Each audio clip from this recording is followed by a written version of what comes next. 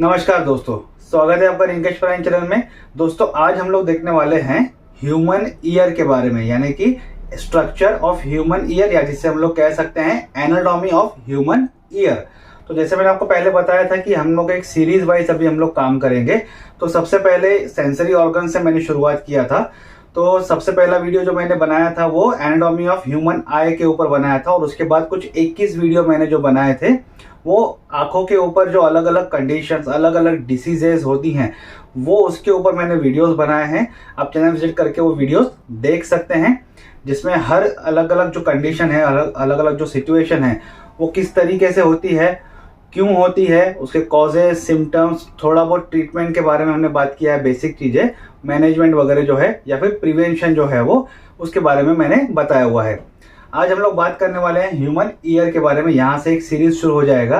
आज का ये वीडियो थोड़ा सा लंबा होगा क्योंकि जो एनाटॉमी रहती है या जो स्ट्रक्चर रहता है ह्यूमन ईयर का वो थोड़ा सा कॉम्प्लिकेटेड रहता है, लेकिन मैंने इसे काफी सिंपल बनाने की पूरी कोशिश की है।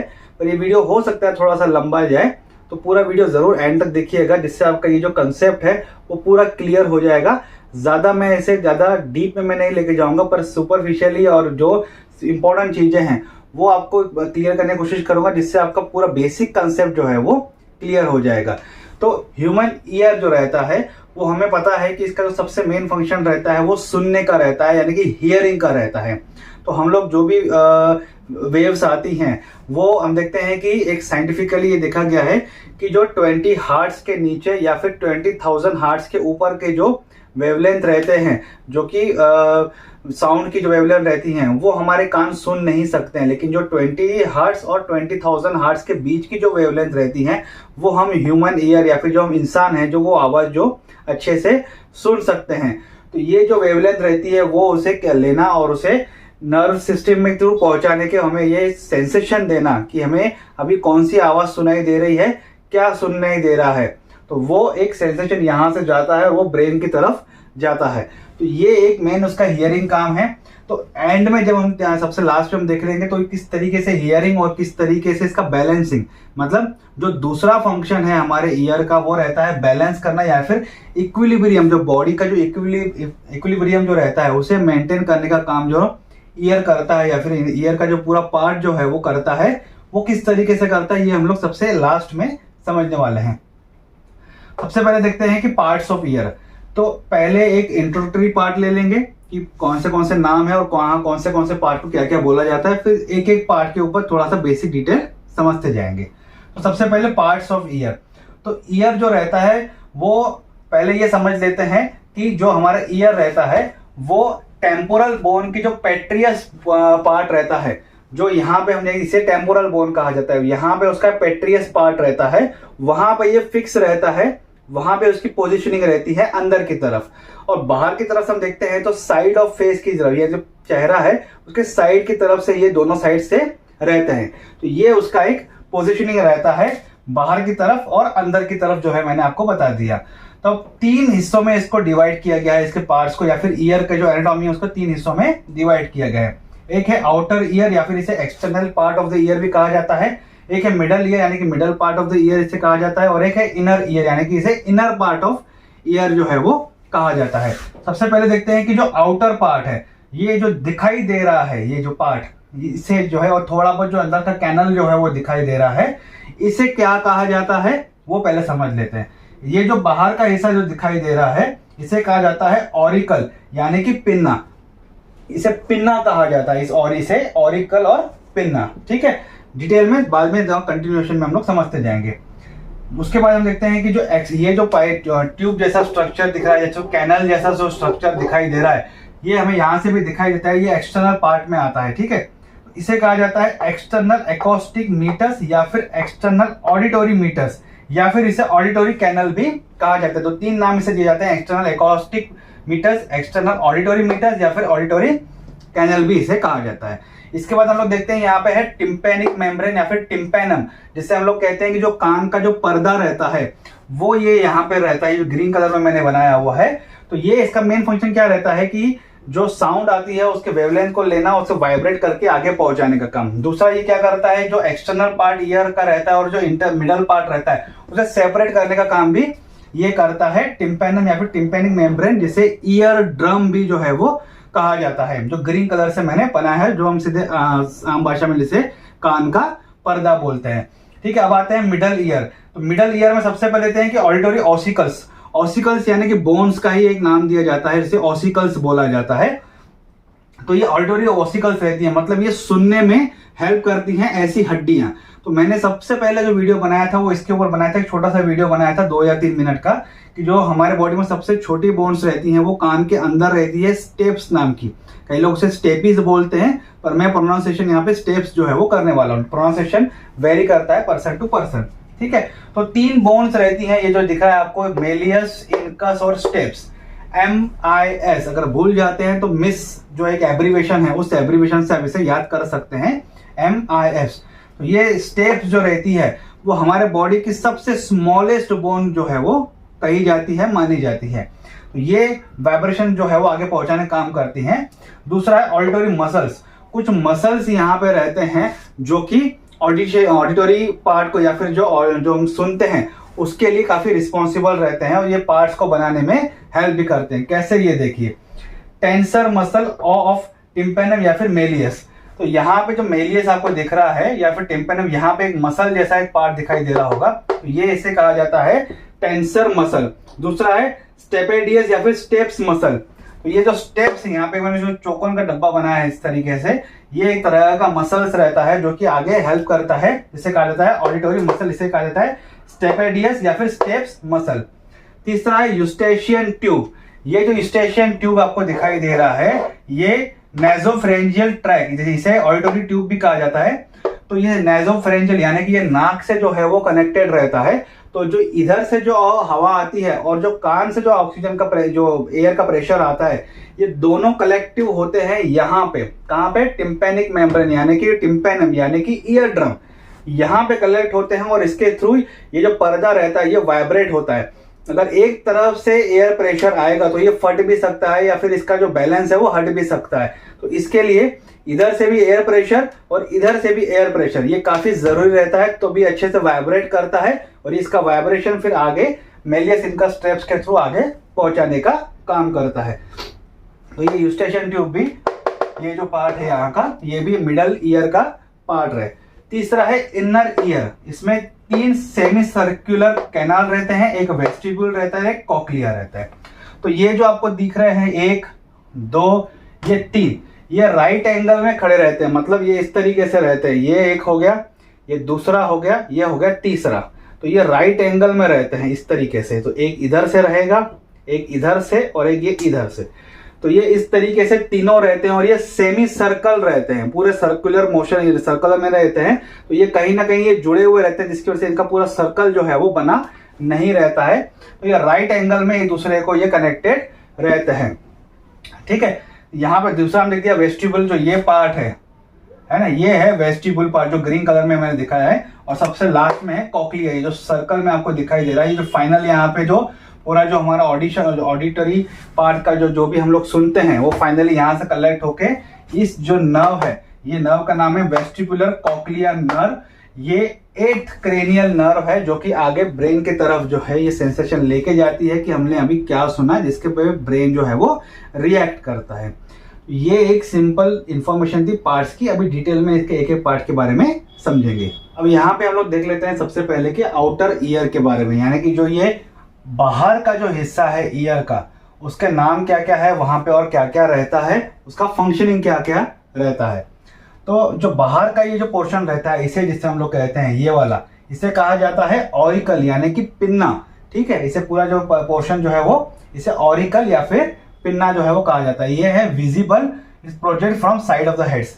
ये विजिबल है, आपको दिख रहा है ये। बाकी अंदर का जो मैंने डिजाइन पूरा बनाया हुआ, जो डायग्राम बनाया हुआ है, ये अंदर का पोर्शन आपको विजिबल नहीं रहता है, वो दिखता नहीं है। तो ये जो पोर्शन है आपको, ये विजिबल पोर्शन है, ये ऑरिकल पोर्शन है। ठीक है, project from side of the head, ये जो हेड है उसके साइड से ये प्रोजेक्ट रहता है, ये बाहर की तरफ से प्रोजेक्टेड है।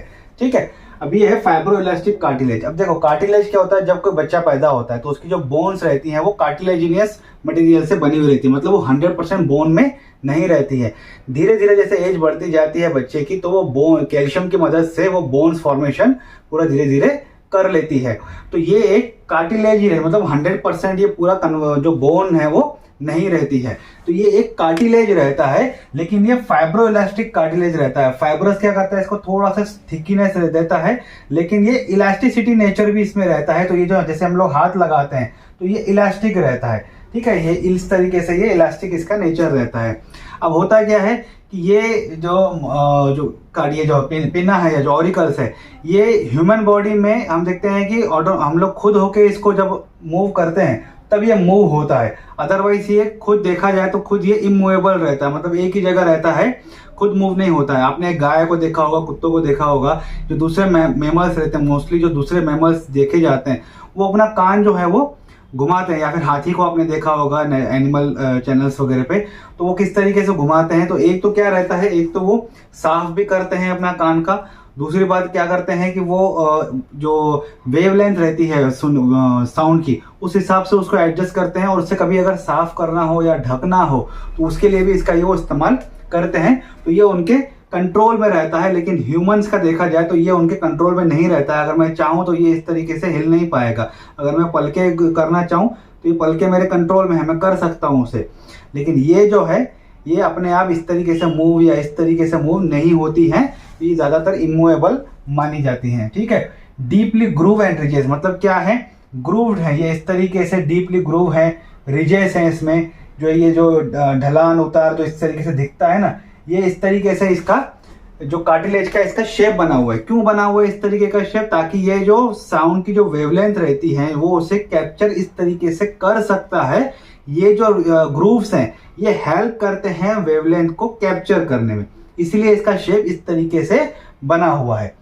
Most prominent ridge is helix, जो ये सबसे ऊपर वाला जो दिख रहा है, जो सबसे प्रोमिनेंट है, जो रिज है, जैसे हम लोग कह सकते हैं एक जो कड़क जैसे नेचर रहता है, थोड़ी सी ढलान जैसे रहती है, जैसे सीधे रोड में हम देखते हैं जो स्पीड ब्रेकर जो आते हैं वो एक रिज जैसा रहता है। तो ये भी एक जो रिज है, तो जो सबसे ज्यादा प्रोमिनेंट जो रिज रहता है उसे कहा जाता है हेलिक्स, ठीक है।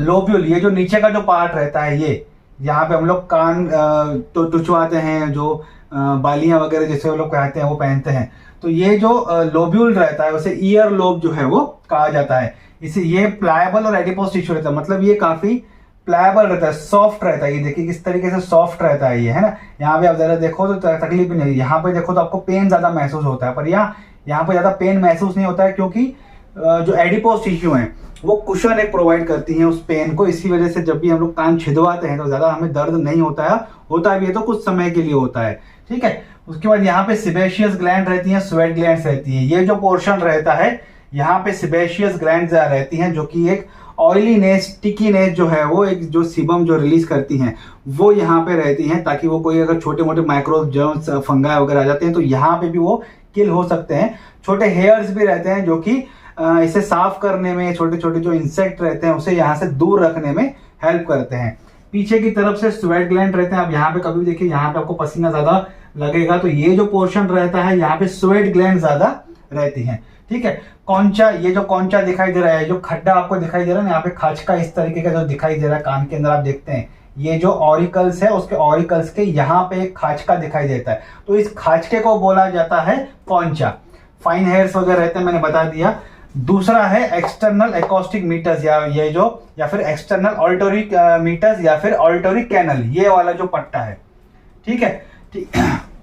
ये एक एस शेप में रहता है, देखो ये ऐसा रहता है, ये ऐसा रहता है यहाँ से। ये जो कैनल दिखाया मैंने सीधा, वो इस तरीके से रहता है, और यहाँ पे एक कार्टिलेज रहती है जिसकी वजह से ये एस बनता है शेप, ठीक है, इस कार्टिलेज की वजह से।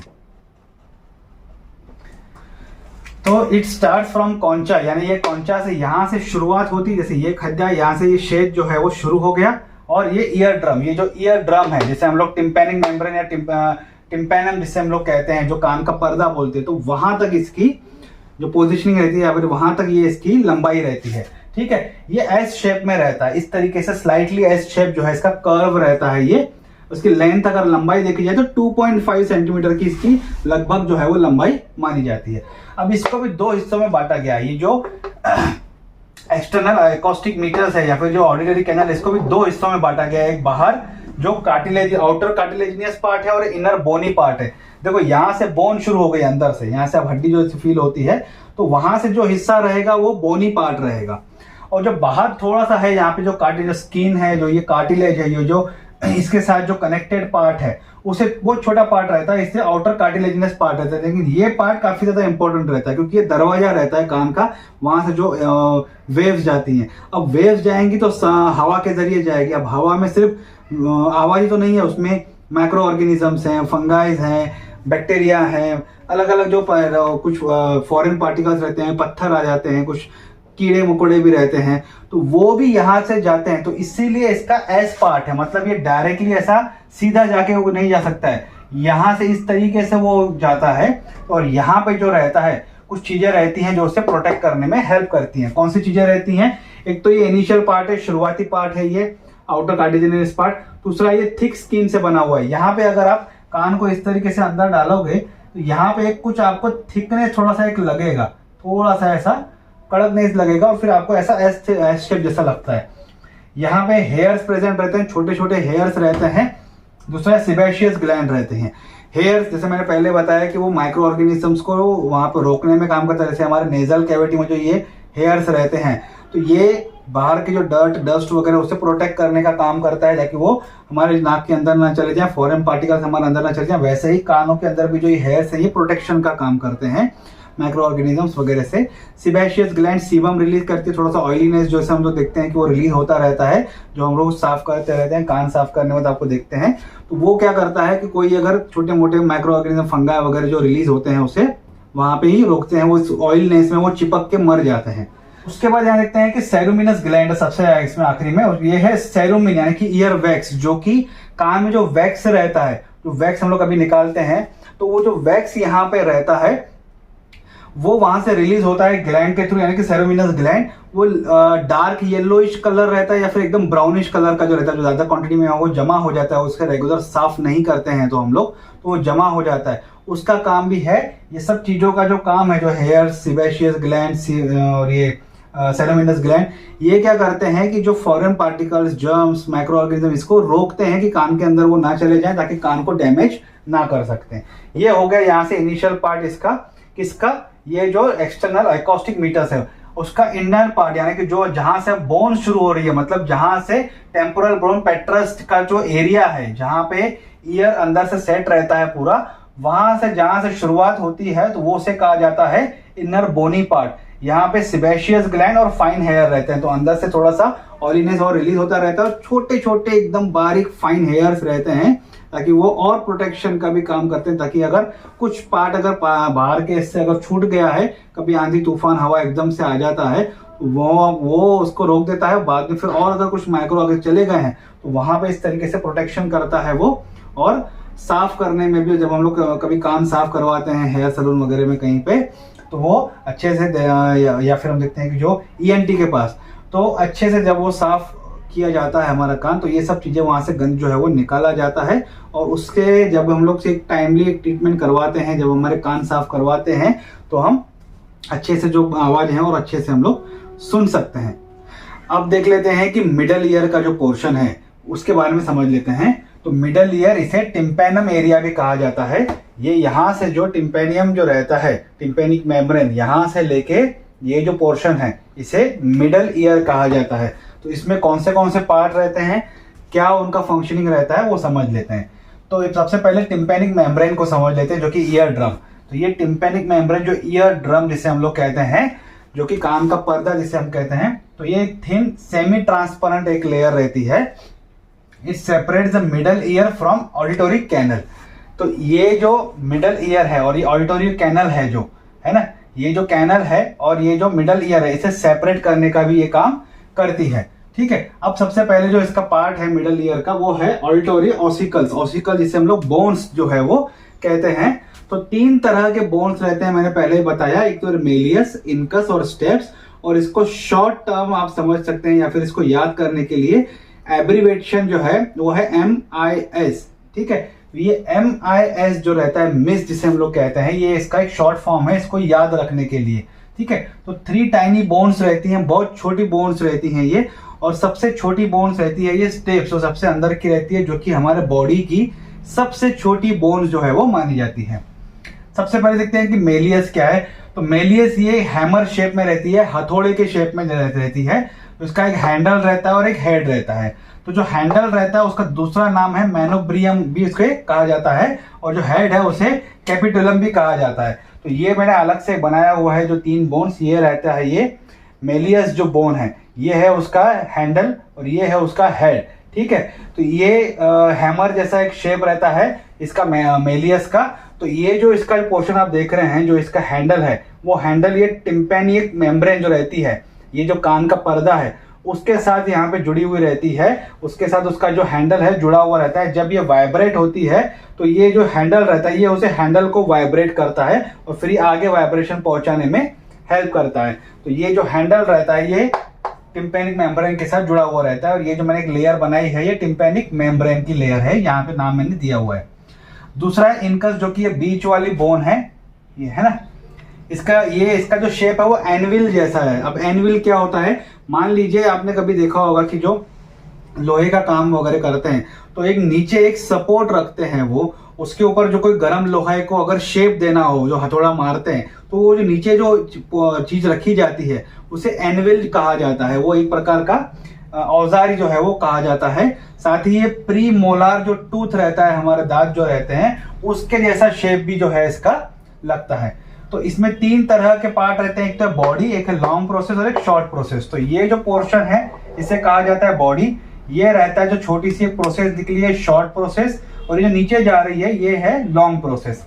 तो ये जो इसकी बॉडी है, मतलब किसकी, इनकस की जो बॉडी है वो हेड ऑफ द मेलियस के साथ आर्टिकुलेट करती है कुछ इस तरीके से, यानी कि ये हो गया इनकस की बॉडी और ये हो गया मेलियस का हेड। तो ये इस तरीके से आर्टिकुलेट करती है, इस तरीके से रहता है ये, ठीक है। तीसरा है स्टेप्स। स्टेप्स सबसे स्मॉलेस्ट बोन है हमारे बॉडी की, और कान की भी सबसे स्मॉलेस्ट बोन इसे बोल सकते हैं। स्टायरअप जैसा रहता है इसका शेप जो रहता है स्टायरअप। स्टायरअप क्या होता है, घोड़े पे जो लोग चढ़ते हैं तो जिसपे वो पैर रखते हैं ना, वो पैर की जगह जो शेप रहता है वो एक स्टायरअप के जैसा रहता है। तो ये जो आपको दिखाई दे रहा है कि यहाँ पे ऐसा पैर रखते हैं वो और चढ़ते हैं, तो यहाँ पे रस्सी रहती है, ये एंगल रहते हैं, यहाँ पे ऐसा पैर रखते हैं, तो ये स्टायरअप के जैसा इसका एक शेप रहता है, ठीक है। तो जो भी आप घोड़े पे जो चढ़ते हैं तो हम लोग पैर रखते हैं ना, तो वो जो शेप रहता है उसका, वो स्टायरअप का, वो उसे उसका शेप जैसा, इसके जैसा शेप जो है वो स्टेप्स का रहता है। इसमें भी अलग अलग पार्ट रहते हैं, एक है हेड, दूसरा नेक, एक है एंटेरियर क्रूज और एक है पोस्टेरियर क्रूज, ठीक है, या फिर पोस्टेरियर क्रस्ट भी बोल सकते हैं। ये हो गया उसकी हेड, और यहाँ पे जहाँ पे वो जुड़ रही है ये जो कोना है वो नेक हो गया, ये हो गया एंटेरियर क्रूज और ये नीचे का हो गया पोस्टेरियर क्रूज, ठीक है, या क्रस्ट जिसे आप लोग कह सकते हैं। ये इसका शेप रहता है। उसके बाद हम लोग देखते हैं कि यहाँ पे 2 तरह की ओपनिंग्स रहती हैं। ये जो स्टेप्स के यहाँ पे हम देखते हैं कि एक रहती है ओवल शेप की एक ओपनिंग रहती है, दूसरा हम लोग देखते हैं कि एक राउंड कलर की एक ओपनिंग रहती है। तो ये जो पोर्शन है दिखाई दे रहा है ये ओवल, और इसके नीचे जो है एक राउंड कलर का एक एपर्चर जिसे कहा जाता है, एक ओपनिंग कहा जाती है, जो कि मिडल ईयर में जाके ओपन होती है, वहां पे जाके ये खुलती है, ठीक है। उसके बाद हम लोग देखते हैं कि ऑडिटरी मसल्स। तो 2 तरह के मसल्स यहाँ पे रहते हैं जो मैंने पहले आपको बताया, एक है टेंसर टिम्पैनी और दूसरा है स्टेपेडियस। तो टेंसर टिम्पैनी यानी कि ये जो टिम्पैनिक मेम्ब्रेन से नाम जुड़ा हुआ है वो वहां पे जुड़ा हुआ रहता है टिम्पैनिक मेम्ब्रेन से, ताकि टिम्पैनिक मेम्ब्रेन को एक स्ट्रेचिंग दे सके। जब वाइब्रेशन होता है तो वाइब्रेशन के दौरान उसे स्ट्रेचिंग दे सके। मान लीजिए एयर आ रही है तो वो उसे स्ट्रेच हो सके प्रॉपर तरीके से, तो वो स्ट्रेच देने के लिए ये जो मसल है टेंसर टिम्पैनी वो उसे हेल्प करता है। दूसरा है स्टेपेडियस, ये है स्टेप्स जो है, स्टेप सबसे छोटी बोन है, वहां से ये इसका नाम जो है वो दिया गया है। अब ये स्टेप से जुड़ा हुआ है तो इसीलिए इसका नाम भी स्टेपेडियस है। और जैसे स्टेप्स एक छोटी बोन है वैसे स्टेपेडियस भी सबसे स्मॉलेस्ट या फिर मसल जो है वो हमारे बॉडी का माना जाता है। तो स्टेपेडियस क्या करता है, इसको कंट्रोल में रखता है, मतलब वाइब्रेशन जब आती है तब आप देखते होंगे कि इसको जो अटैचमेंट है वो एक छोटी से सिर्फ यहाँ से हेड की तरफ से, अदरवाइज ये पूरा सपोर्ट कहीं से नहीं है, तो ये जो मसल्स है ये अगर मान लो वाइब्रेशन आ गया तो ये बहुत हिल सकता है ऐसा इस तरीके से, क्योंकि उसको सपोर्ट एक तरफ से, ये बाकी 3 तरफ से सपोर्ट उतना नहीं है, तो वो इस तरीके से हिल सकता है। तो इसका जो कंट्रोल है, जब ये आउट ऑफ कंट्रोल ना चला जाए तो उसे कंट्रोल में रखने के लिए ये जो मसल्स है स्टेपेडियस, वो उसे कंट्रोल करता है, इसकी एक्सेस या ओवर जो मूवमेंट हो जाती है उसे कंट्रोल करने में ये हेल्प करता है। उसके बाद देखते हैं यूस्टेशियन ट्यूब। ये जो यूस्टेशियन ट्यूब है, जो कि आगे चल के हम देखते हैं कि जो फेरेंजियल नेसोफेरेंजियल ट्यूब से जाके कनेक्ट होता है। नेसोफेरेंजियल क्या है, हमारे जो नाक का जो पोस्टीरियर फेरेंजियल एरिया रहता है वहां से ये जाके कनेक्टेड रहता है, और ये पूरा पोर्शन जो रहता है ये एयर फिल्ड पोर्शन रहता है। यहाँ पे एयर भरी हुई रहती है ताकि एयर के थ्रू ही वाइब्रेशंस और जो साउंड है वो मूव होता है, इसलिए ये पूरा एरिया एयर फिल्ड रहता है। तो air reach the tympanic cavity through pharyngotympanic tube. तो फेरेंजोटिम्पैनिक जो ट्यूब रहता है, तो यहां से फेरेंजोटिम्पैनिक एक ट्यूब रहता है, वहां से ये कनेक्टेड होके यहाँ पे एयर जो है वो फिल्ड होती है, ये कनेक्टेड यूस्टेशियन ट्यूब से जाके मिलती है। ठीक है, it links the nasopharynx and middle area. तो नेजोफेरिंक्स जो रहता है, यहाँ पे जो नाक का जो एक पोर्शन रहता है, वो नेजोफेरिंक्स को मिडल ईयर के साथ ये कनेक्ट करता है। इसके बीच में एक कनेक्टिंग पॉइंट रहता है, ये यूस्टेशियन ट्यूब या फिर ऑडिटोरी ट्यूब जिसे हम लोग कहते हैं। 4 सेंटीमीटर की इसकी लंबाई रहती है, line with the ciliated columnar epithelium.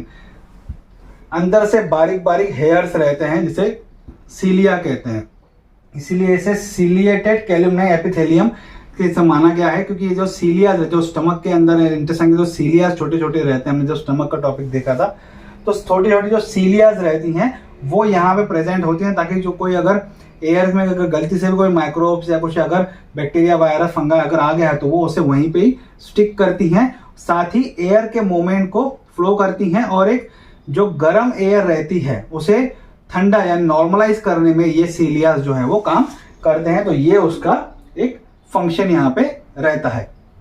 तो अभी तक हमने देखा कि जो एक्सटर्नल ईयर रहता है या फिर जो आउटर ईयर रहता है और मिडल ईयर के बारे में हमने अभी समझा।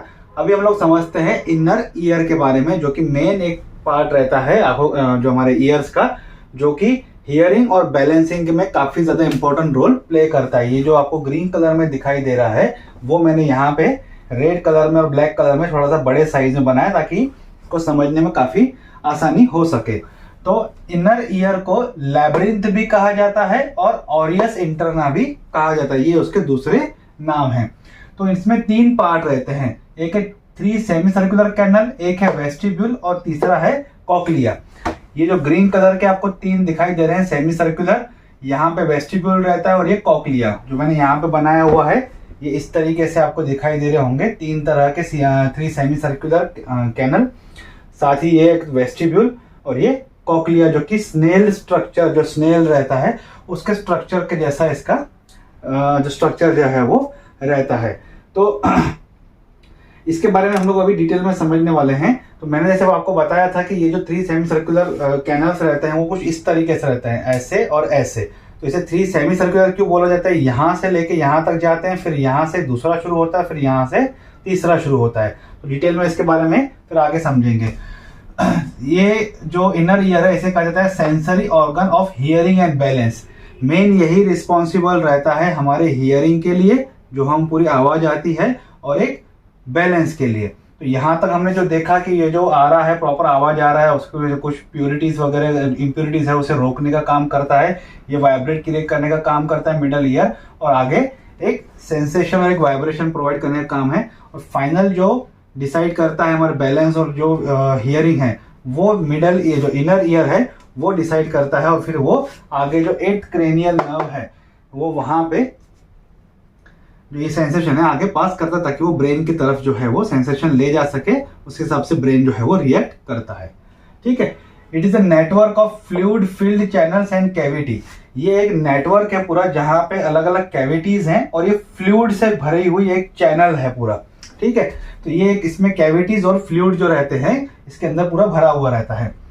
पहले 2 लैब्रिंथ रहते हैं, मतलब लैब्रिंथ मतलब एक प्रकार का कैविटी जो है माना जाता है। ठीक है, अब एक चीज पहले समझ लीजिए कि जो ये अंदर का जो पोर्शन है, मतलब जो इनर ईयर है, ये टेम्पोरल बोन के जो पेट्रस पार्ट है, यानी कि जो हड्डी के साथ है वो अंदर से जो ढांचा एक बना हुआ रहता है, खांच का बना हुआ रहता है इस तरीके से, ताकि वो पूरा अंदर वो ऑर्गन है वो सेट हो सके। तो वो उसे पेट्रस पार्ट जो है रहता है टेम्पोरल बोन का, अंदर से इस तरीके से उसको खांच के रहते हैं ताकि वो ऑर्गन वहां पे जो रह सके। तो एक उसकी जो लेयर रहती है, मतलब ये जो ब्लैक कलर जो आपको यहाँ दिखाई दे रहा है, ये हड्डी के साथ जुड़ा हुआ रहता है, और अंदर जो रेड कलर का है ये मेम्ब्रेन रहती है। ठीक है, तो एक है बोनी लेब्रिंथ, दूसरा है मेम्ब्रेनस लेब्रिंथ। तो ये जो ब्लैक कलर का है ये टेम्पोरल बोन के पेट्रस के साथ ये जुड़ा हुआ रहता है, इसलिए इसे बोनी लेब्रिंथ कहा जाता है। और जो अंदर जो ये रेड कलर का मैंने बनाया हुआ है इसे कहा जाता है मेम्ब्रेनस लेब्रिंथ, यानी एक प्रकार का कैविटी जिससे हम लोग कह सकते हैं, जिसके अंदर फ्लूइड रहता है। तो मेम्ब्रेनस जो लेब्रिंथ है ये बना, it is made up of membranous tissue and sac, यानी कि इसके अंदर एक जैसा सैक लाइक स्ट्रक्चर, मतलब एक थैली जैसा एक स्ट्रक्चर रहता है, और इसके अंदर एक मेम्ब्रेनस ट्यूब्यूल्स वगैरह रहते हैं। Membranous labyrinth is enclose by the bony labyrinth. तो ये मेम्ब्रेनस अंदर है वो एनक्लोज है, मतलब वो ढकी हुई है बोनी लेब्रिंथ की मदद से, वो अंदर से बाहर अंदर की तरफ जो है वो ढकी हुई है। तो अभी जैसे मैंने आपको बताया कि इसके अंदर फ्लूइड वगैरह रहते हैं, तो इसमें दो तरह के फ्लूइड रहते हैं। पहले आप ध्यान से देखिए, ये जो मैंने ब्लैक कलर का बनाया है और अंदर रेड कलर का, तो ये जो ब्लैक कलर की लाइन है और ये जो रेड कलर की लाइन है, इसके बीच में मैंने ब्लैक डॉट्स दिए हुए हैं। ठीक है, तो ये ब्लैक डॉट्स है, ये एक प्रकार का फ्लूइड है, और जो रेड कलर के अंदर जो मैंने रेड डॉट्स दिए हैं ये दूसरा फ्लूइड है। ठीक है, तो ये जो ब्लैक कलर का फ्लूइड है जो कि बोनी लेब्रिंथ के साथ रहता है, इसे कहा जाता है पेरिलिम्फ। और जो रेड कलर का आपको दिख रहा है जो कि अंदर है, मेम्ब्रेनस लेब्रिंथ के अंदर है, इसे कहा जाता है एंडोलिम्फ। ठीक है, तो ये जो पेरिलिम्फ रहता है, पेरिलिम्फ ये एक्स्ट्रा सेल्युलर फ्लूइड भी इसे कहा जाता है, और इसके अंदर सोडियम का कॉन्सेंट्रेशन हाई रहता है। ठीक है, वहीं जो एंडोलिम्फ है जो यहाँ पे अंदर है, ये इसे इंट्रासेल्युलर फ्लूइड कहा जाता है, और ये पोटेशियम का कॉन्सेंट्रेशन इसमें ज्यादा रहता है। ठीक है, अब जो तीन पार्ट है थोड़ा सा इसका और बेसिक समझ लेते हैं, फिर स्टेप बाय स्टेप एक एक को समझेंगे। तो 3 सेमी सर्कुलर कैनल्स जो रहते हैं वो ये आपको यहाँ पे दिखाई दे रहे हैं, ये ऐसे और ये इस तरीके से रहते हैं। ठीक है, दूसरा है एक वेस्टिब्यूल, ये जो आपको 2 ऑर्गन दिखाई दे रहे हैं इसे वेस्टिब्यूल ऑर्गन्स कहा जाता है, या तो फिर ऑटोलिथ ऑर्गन भी इसे कहा जाता है। तो आपको दिखाई दे रहा होगा 2 ऑर्गन है, एक तो बड़ा वाला है, एक छोटा वाला। जो बड़ा वाला जो है उसे कहा जाता है यूट्रिकल कहा जाता है, छोटे वाले को सेक्यूल कहा जाता है, और इन दोनों को मिला के इसे कहा जाता है वेस्टिब्यूल। वेस्टिब्यूल या तो फिर ऑटोलिथ ऑर्गन। ठीक है, अब ये जो दोनों पोर्शन है, मतलब एक ये और एक ये, दोनों मतलब वेस्टिब्यूल और सेमी सर्कुलर जो कैनल्स हैं, ये दोनों मिलके एक नाम बनते हैं, मतलब एक पार्ट बनता है, उसे कहा जाता है वेस्टिबुलर एपरेटस। ये वेस्टिबुलर एपरेटस हमारे बॉडी का जो बैलेंस या पोस्चर, ये जैसे मैं अभी खड़ा हूं, पोस्चर जो मेरा बॉडी का है, सीधा खड़ा हूं, तो ये जो बैलेंस है मेरे बॉडी का पोस्चर जो है, ये दोनों मिलके जो है वो बनाते हैं, इसीलिए इसे कहा जाता है सेंस ऑर्गन ऑफ बैलेंस। ठीक है, अब तीसरा जो पार्ट है जो कि स्नेल टाइप स्ट्रक्चर जो बना हुआ है उसे कहा जाता है cochlea. It is important in hearing, सुनने के लिए ये सबसे ज्यादा इंपॉर्टेंट यही ऑर्गन है जहां पे फाइनल एक सेंसेशन जाता है और फिर ये ब्रेन की तरफ एक इंपल्स लेकर जाता है। ठीक है, तो इसलिए इसे कहा जाता है सेंस ऑर्गन ऑफ हियरिंग। तो ठीक है, ये हो गया उसका बैलेंस का और ये हो गया हियरिंग का। ये 2 मेन फंक्शन है हमारे ईयर के, ह्यूमन ईयर के। अभी हम लोग यहाँ तक ये बेसिक चीजें इसकी समझ लिया इनर ईयर की। अब स्टेप बाय स्टेप एक एक चीज का, एक एक पार्ट के बारे में डिटेल में समझेंगे। अब देख लेते हैं कॉक्लिया के बारे में। तो जो ये कॉक्लिया है, तो ये जो आपको दिखाई दे रहा है स्नेल जो स्ट्रक्चर जो बनाया हुआ है यहाँ पे सबसे लास्ट में, जो सबसे ज्यादा जो हियरिंग के लिए, मतलब जो सुनने का सबसे जो ऑर्गन फाइनल जो सेंसेशन जाता है, वहां पे जो सेंसरी रिसेप्टर्स ऑर्गन्स रहते हैं, सेल्स रहते हैं, वो इसी पार्ट में रहते हैं, जो फिर आगे जाके 8 क्रेनियल नर्व के साथ वो जुड़ते हैं और फिर वो ब्रेन की तरफ जाते हैं। तो ये जो कॉक्लिया है उसके बारे में भी समझ लेते हैं। It is a coiled structure like a snail shell. Coiled है, स्नेल जैसा जो है वो दिखता है ये। Broad base and apex, apex को कैप्यूला बोला जाता है। देखिए यहाँ से शुरू हो रहा है ये, तो ये ब्रॉड बेस है, और यहाँ से जाते जाते जाते ये पतला होता जा रहा है, नैरो होता जाता है। तो ये जो इसका जो एपेक्स है वो जो है वो नैरो हो जाता है, और इसको एपेक्स है, इसको एपेक्स को क्यूपुला बोला जाता है, क्यूपुला। ठीक है, अब मान लो इसको हमने सीधा किया, जैसे कि ये रोल है ना, इसको मान लीजिए ऐसा खोल के हमने सीधा कर दिया इस तरीके से, जो रोल किया हुआ है पूरा। तो अभी तो ये कैसा है, अंदर जो हड्डियां हैं, जो टेम्पोरल बोन की जो पेट्रस है, वो भी हड्डियों का एक ढांचा रहता है, जिसकी वजह से ये इसका शेप इस तरीके से बन जाता है। मान लो इसको हड्डी में से निकालते हैं और इसको सीधा कर देते हैं, ठीक है। तो यहाँ पे जैसे ये सीधा हो जाएगा इस तरीके से, तो यहाँ पे हम देखेंगे कि एक मेम्ब्रेनस लैब्रिन्थ है, और दोनों ऊपर की साइड में और नीचे की साइड जो रहती है, और सर्कुलर साइड में हम देखते हैं कि ये बोनी लैब्रिन्थ जो है, जो हमने पहले समझा, वो रहता है, ठीक है। तो जब हम इसका सेक्शन लेंगे क्रॉस सेक्शन अगर इसका कोक्लिया का लेंगे, तो वो कुछ इस तरीके से दिखाई देगा। नीचे और ऊपर से जो बोनी लैब्रिन्थ रहता है, और बीच में जो मेम्ब्रेनस लैब्रिन्थ रहेगा वो रहता है। तो ये सीधा करने के बाद, उसको काटने के बाद वो कुछ इस तरीके से दिखता है। तो यही सबसे मेन इंपॉर्टेंट है, वो समझ लेते हैं।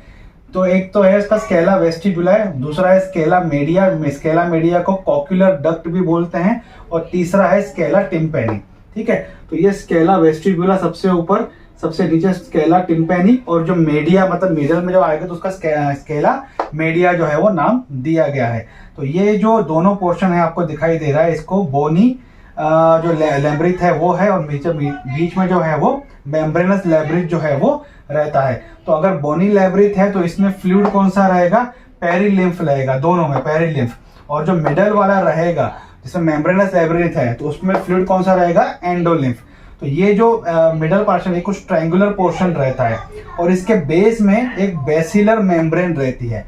ये बेसिलर मेम्ब्रेन के साथ ही जुड़ा हुआ रहता है ऑर्गन ऑफ कॉटी, जिसे हेयर सेल्स रहते हैं, जो कि एक फाइनल, एक कंप्लीट एक बेसिलर एक मेम्ब्रेन रहती है, उसके साथ ही ये ऑर्गन ऑफ कॉटी यानी कि हेयर सेल्स जो है वो रहती हैं। यही जो फाइनल जो हेयर सेल्स है, मतलब यही रिस्पॉन्सिबल रहते हैं कि जो भी हम लोग सुन रहे हैं उसका एक सेंसेशन, एक इम्पल्स जो है वो ब्रेन की तरफ जाता है। तो यहाँ पे वो जो हेयर लाइक स्ट्रक्चर जो दिखाया जाता है इस तरीके से, वो यहाँ पे भी रहता है, ठीक है। तो यही जो है वो आगे जो cochlear part of the cranial nerve रहता है, जो क्रेनियल नर्व के साथ कनेक्ट होता है और ब्रेन की तरफ एक सेंसेशन, एक इम्पल्स जो है वो लेके जाता है। तो ये रहता है वेस्टिबुलर पार्ट, ये रहता है कॉक्लियर पार्ट। तो वेस्टिबुलर पार्ट से एक सेंसेशन जाता है, एक कॉक्लियर पार्ट से जाता है, इसलिए इसे कहा जाता है वेस्टिबुलो कॉक्लियर नर्व, जो कि एक क्रेनियल नर्व है हमारे ब्रेन में, हमारे जो कान से जो सुनने का जो पोर्शन है जो ब्रेन की तरफ जाता है। तो ये सिंपल तरीके से ये काम करता है, ये जो सेंसरी ऑर्गन्स रहते हैं, ठीक है। ये जो ऑर्गन रहते हैं, जो ऑर्गन ऑफ कॉटी, इसे ऑडिटरी रिसेप्टर्स भी कहा जाता है। जो रिसेप्टर्स है मेन, इसे ऑडिटरी रिसेप्टर्स कहा जाते हैं। फाइनल जो वाइब्रेशन रहती है, मतलब कान में से जो आवाज आई, प्यूरिफाई हो गई, जो डर्ट वगैरह था निकल गया, यहाँ पे जो ईयर ड्रम वाइब्रेट हुआ, तीनों बोन्स वाइब्रेट हुए, यहाँ पे हम देखते हैं कि जो वेस्टिब्यूल से वाइब्रेशन गया, और फिर फाइनली यहाँ पे जो आ गया कॉक्लिया के पास, और कॉक्लिया के अंदर जो ये सेल्स है, वो सेल्स तक फाइनल वाइब्रेशन जाता है, जिससे ब्रेन जो है डिटेक्ट करता है, जो नर्व की तरफ वो इम्पल्स जाता है, जिससे ब्रेन डिटेक्ट करता है ये वाइब्रेशन या ये साउंड कहाँ का है, किसका, उसके हिसाब से वो रिएक्ट करता है। तो ये काफी सिंपल तरीके से मैंने इसको समझाने की कोशिश किया है। अब हम लोग इसका देख लेते हैं कि फिजियोलॉजी ऑफ हियरिंग किस तरीके से होता है। तो अभी तक हमने देखा कि जो स्ट्रक्चर ऑफ ईयर है, या फिर इसे हम लोग एनाटॉमी ऑफ ईयर है या ह्यूमन ईयर है, तो कान के बारे में हमने पूरा डिटेल में जो है वो समझ लिया है। अब हम लोग देखते हैं कि जो फिजियोलॉजी ऑफ हियरिंग है, मतलब हम लोग सुनते कैसे हैं, उसका एक फिजियोलॉजी जो है वो समझ लेते हैं। तो ये एक समरी भी हो जाएगा, जो मैंने अभी तक बताया है उसका एक समरी भी हो जाएगा। तो फिजियोलॉजी ऑफ हियरिंग कैसा होता है, sound waves produce the vibration. कोई भी जो साउंड होती है उसका एक वाइब्रेशन होता है। तो वो जो साउंड वेव जब आती हैं, तो वो हार्ट्स में थ्रू जो उसका वाइब्रेशन रहता है वो हमारे कानों तक आता है। तो वहां पे क्या, auricles collect and concentrate the waves and send to the auditory canal. तो ये जो ऑरिकल्स है, जिसे पिन्ना वगैरह हम लोग कहते हैं, तो ये क्या करता है, इसका जो शेप है इस तरीके से बना हुआ है कि वो साउंड वेव्स को कलेक्ट करता है, उसे कॉन्सेंट्रेट करता है, और उस वेव्स को इस तरीके से ज्यादा बढ़ा के और आगे की तरफ जो ऑडिटरी कैनल है वहां पे ये पास करता है। Tympanic membrane vibrates. तो ये जो टिम्पैनिक मेम्ब्रेन है, यहाँ से तो हम देखते हैं कि जो नेसोफेरेंजियल से आ ही रहा है ऑलरेडी एयर, तो यहाँ पे ये पोर्शन में एयर रहता ही है, और यहाँ से जब एक साउंड वेव्स का प्रेशर आता है, तब ये जो टिम्पैनिक मेम्ब्रेन है यानी कि जो ईयर ड्रम है, ये वाइब्रेट होता है। ये वाइब्रेट होता है तो vibrations transmitted to middle ear causing ossicles to vibrate. Ossicles कौन से हैं? ईयर ओसिकल, जिससे हम लोग 3 तरह की जो हड्डियां बोलते हैं MIS, यानी कि मेलियस, इनकस, स्टेप्स। तो इसका वाइब्रेशन क्या करता है? ये 3 हड्डियों को स्टिमुलेट करता है, वाइब्रेट कर देता है, जिससे तीनों हड्डियां जो है मेलियस, इनकस, स्टेप, जिसे ओसिकल्स बोलते हैं, वो वाइब्रेट होना शुरू हो जाती हैं। Foot plates of the steps hits Oval window. तो मैंने जो आपको बताया था कि एक ओवल विंडो रहता है, एक राउंड विंडो रहता है। तो यहाँ पे जो रहता है जहाँ स्टेप्स का, यहाँ पे फुट प्लेट्स रहती हैं। ये फुट प्लेट्स क्या करती हैं? वो ओवल विंडो को स्टिमुलेट करती हैं, उसे हिट करती हैं। तो fluid in the cochlea moves.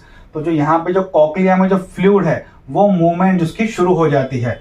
Endolymph moves in the cochlear duct causing stimulus to of the hair cells in the organ of Corti। तो जैसे हमने यहाँ पे पढ़ा था, जैसे यहाँ पे ये वेस्टिबुल्स वाइब्रेट होता है, वेस्टिबुल ये वाइब्रेशन जो बढ़ता है, जिसकी वजह से जो इसके अंदर जो फ्लूइड है, जो कॉक्लिया के अंदर जो फ्लूइड है, कॉक्लियर डक्ट के अंदर जो एंडोलिम्फ, जो हमने पढ़ा था कि जो अंदर की तरफ से रहता है, मिडल पोर्शन में रहता है, वो फ्लूइड वाइब्रेट होता है, वो फ्लूइड स्टिमुलेट होता है। उसकी वजह से क्या होता है कि जो हेयर सेल, जो मैंने आपको फाइनल बताया था कि सर्कल्स में अभी 2 मिनट पहले, वो सेल्स जो हैं वो स्टिमुलेट होती हैं, वो ऑर्गन ऑफ कॉर्टी को जो है वो स्टिमुलेशन प्रोवाइड करती हैं। ये nerve impulse generate and pass it to the cochlear portion of the vestibulocochlear nerve. फिर वहां से वही जो सेल्स हैं, हेयर सेल्स जो हैं ऑर्गन ऑफ कॉर्टी, वो कनेक्टेड रहती हैं नर्व इम्पल्स के साथ जो है वो कनेक्टेड रहती हैं, जिसे हम लोग कहते हैं वेस्टिबुलो कॉक्लियर नर्व। उसके साथ ये जुड़ी हुई रहती हैं। तो जो भी यहाँ से वाइब्रेशंस आते हैं वो उसकी तरफ आगे पास करती है। जैसे मैंने अभी थोड़ी देर पहले बताया था, ये उसका हम लोग समरी देख रहे हैं। होता क्या है, ये जो फाइनल जो नर्व है, जो एट क्रेनियल नर्व है, वेस्टिबुलो कॉक्लियर नर्व जो है, ये क्या करती है? Transmit the signal to the medulla of the cerebrum. तो सेरेब्रम में कॉर्टेक्स रीजन रहता है, मेडुला रीजन रहता है, ठीक है। तो मेडुला की तरफ जाता है। अब हमारे पास 2 कान है, तो 2 सेरेब्रम है। सेरेब्रम एक लेफ्ट साइड का, एक राइट साइड का, दोनों मिलके बनते हैं। तो दोनों की तरफ से जो वाइब्रेशंस आता है, तो वाइब्रेशन जब आता है तो एक तरह यहाँ पे स्नैप्स बनता है, जिसे हम लोग कहते हैं। तो वो स्नैप्स के फॉर्मेशन होता है, और वो जो एक लेके जाता है, मैंने जो आंखों के पार्ट में एक बार बताया था, एक स्नैप्स का लेके जाता है ऊपर की तरफ, जो मेडुला के पोर्शन की तरफ लेके जाता है। तो वो जो इंपल्स मेडुला की तरफ लेके जाते हैं, जो सेंसरी नर्व लेके जाती हैं सेरेब्रम की तरफ, उसे कहा जाता है इफरेंट नर्व। और जो सेरेब्रम से जो रिप्लाई लेके आती हैं, जो है ना, तो वो सेरेब्रम से जो रिप्लाई लेकर आती है, जो नर्व रहती है, वो रहती है एफरेंट नर्व। तो जो वाइब्रेशंस जाती हैं और वहां से जो रिप्लाई ब्रेन की तरफ से आता है, उसे वो जो नर्व्स के थ्रू जाता है, एफरेंट और इफरेंट नर्व के द्वारा रहता है। तो यही इसी तरीके से हम लोग एक सुन पाते हैं। यही एक फिजियोलॉजी है हियरिंग का। तो फिजियोलॉजी ऑफ हियरिंग तो हमने समझ लिया। अब हम देखते हैं कि जो ईयर का दूसरा फंक्शन है, जो कि हम देखते हैं कि पोस्चर मेंटेन करना, या फिर हम देखते हैं कि जो बैलेंस मेंटेन करना या इक्विलिब्रियम मेंटेन करना, तो वो अब देख लेते हैं। फिजियोलॉजी ऑफ बैलेंस, पोस्चर और इक्विलिब्रियम। तो ये तीनों एक ही शब्द रहते हैं, या तो फिर उसे बैलेंस बोल सकते हैं, पोस्चर बोल सकते हैं, या तो फिर इक्विलिब्रियम बोल सकते हैं। तो इसकी फिजियोलॉजी जो है वो ईयर किस तरीके से हमारे बॉडी में मेंटेन करता है, वो देख लेते हैं। तो एक हमने कॉक्लिया का देख लिया, जो हियरिंग पोर्शन का देख रहे हैं। अब वेस्टिबुलर और सेमी सर्कुलर जो कैनल्स हैं, ये किस तरीके से पोस्चर मेंटेन करती हैं, वो देखते हैं। तो semicircular canal and the vestibules, that is utricles and saccule, concern with the balance. तो ये दोनों हैं जो कि बैलेंस के लिए रिस्पॉन्सिबल रहते हैं, और इसके अंदर जो ये यूट्रिकल्स एंड सेक्युला जो रहती हैं, वो रिस्पॉन्सिबल रहते हैं। दूसरा 3 semi circular canals are arrange in a way that perceive position of the head in space. देखो, हेड में ऐसा करूं या ऐसा करूं, या इस तरीके से करूं या इस तरीके से करूं, तो चारों तरफ देखो, मुझे मेरा हेड और पोस्चर जो है वो बैलेंस रहता है।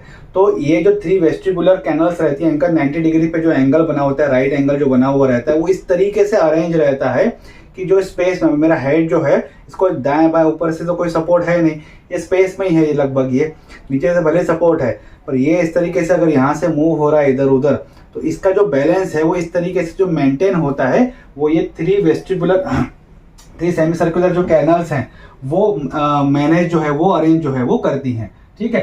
Change of the position of the head cause movement of the fluid.